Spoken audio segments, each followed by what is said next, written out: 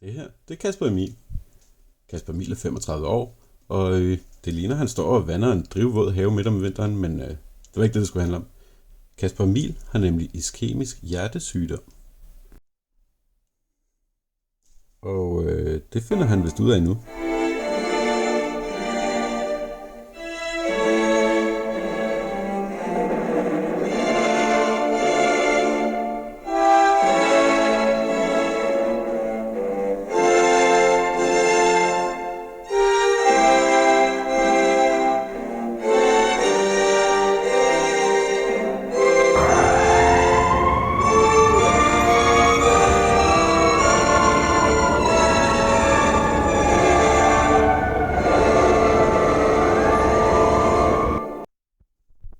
Herlev Hospital, senere samme dag.